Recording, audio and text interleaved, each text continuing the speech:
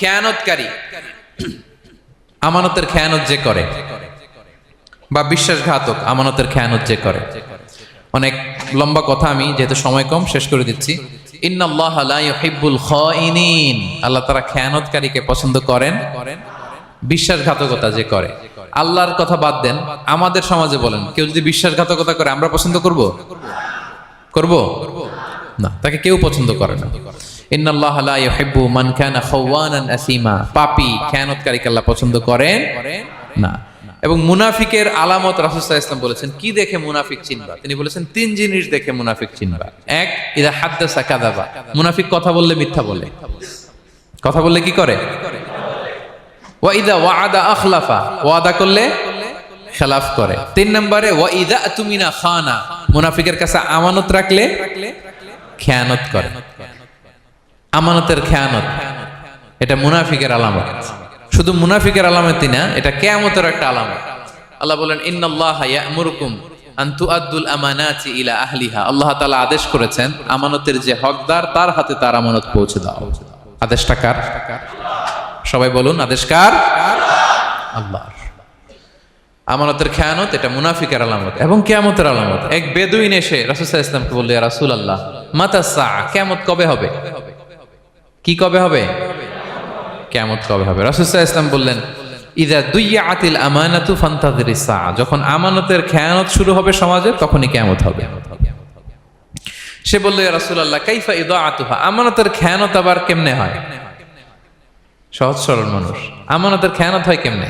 বিষ্ণু বললেন, ইযা উসিদাল আমরু ইলা গায়রি আহলিহি ফান্তাযিরিস সাআ, যে লোক যেই কাজের যোগ্য নয় তাকে যখন সেই কাজে বসিয়ে দেয়া হবে তখনই কিয়ামত হয়ে যাবে। এখন এটা আছে না নাই সমাজে বলেন? হ্যাঁ, যে যেই কাজের যোগ্য না সেই কাজ সে পায় না। সবাই বলেন তো, যে যেই চেয়ারে বসার যোগ্যতা রাখে না ওই চেয়ারে সে বসে কি বসে না? নেতা হওয়ার যোগ্যতা নাই, নেতা হয়ে গেছে।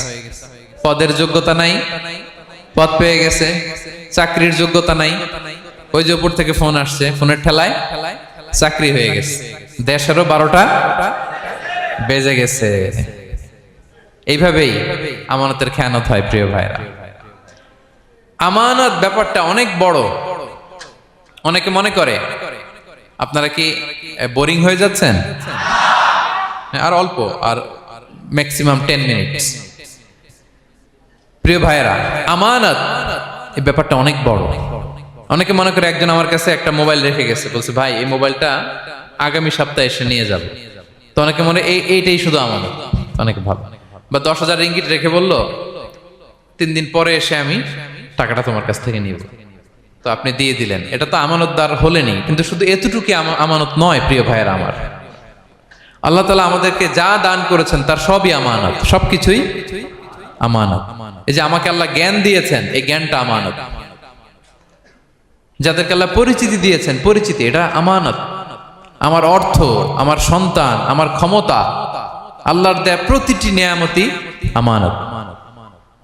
এবং এই আমানতের ব্যাপারে আল্লাহ তাআলা জিজ্ঞেস করবেন। আপনি একটা প্রতিষ্ঠানের প্রধান, এই প্রতিষ্ঠান আপনার কাছে আমানত। আপনি মসজিদের সভাপতি, এই মসজিদ আপনার কাছে আমানত। আপনি চেয়ারম্যান, এই ইউনিয়ন পরিষদটা আপনার কাছে আমানত। কি বলেন? আপনি MP, member of the parliament, এই নির্বাচনী এলাকাটা আপনার কাছে আমানত। আপনি রাষ্ট্রপ্রধান, পুরো রাষ্ট্রের প্রতিটি ইঞ্চি আপনার কাছে কি? এই আমানতের খেয়ানত যখন হবে, বিষ্ণু বললেন তখনই কিয়ামতের অপেক্ষা করো। ফান্তাযিরিস সাআ, কিয়ামত হয়ে যাবে। তাহলে খেয়ানতকারীকে আল্লাহ তাআলা পছন্দ করেন না, আমানতের খেয়ানতকে পছন্দ করেন। আর আমানত এটা ব্যাপক বিষয়। আমার জ্ঞান, আমার ক্ষমতা, আমার পরিচিতি, আমার সন্তান, আমার স্ত্রী, সবকিছু আমানত। এবং এগুলোর ব্যাপারে আল্লাহ তাআলা আমাদেরকে জিজ্ঞেস করবেন। কয়টা গেল?